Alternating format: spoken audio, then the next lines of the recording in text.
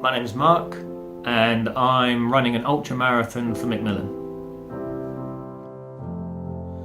I was inspired to do the event because cancer is quite a touchy subject for me because I lost both my parents to the disease.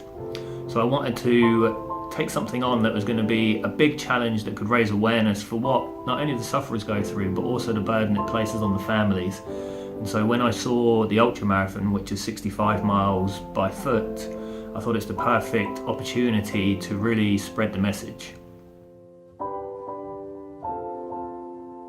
My dad was the first to be diagnosed in 2005, and I always remember it because I'd just come off the back of probably the best year of my life. I'd been travelling, just started university, and then my mum told me that dad had been diagnosed with prostate cancer.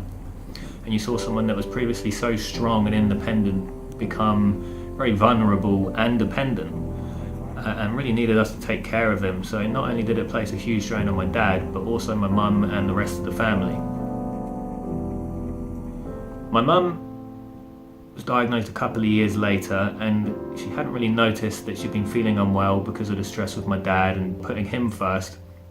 But she was diagnosed with bowel cancer, which again spread to her liver where it was deemed inoperable, and how she went from this very strong woman to, again, someone that was very vulnerable and someone who always had so much pride, having to shave her hair. I remember that being a big day for her, and I've only ever seen my mum cry twice in her life, once when my dad died and the other time when she had to shave her hair.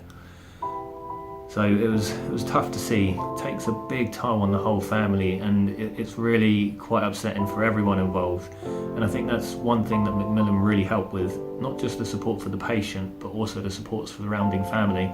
And I know how helpful the nurses and the hospice and the community teams were for not just my mum and dad, but in helping everyone, such as myself, deal with what was going on.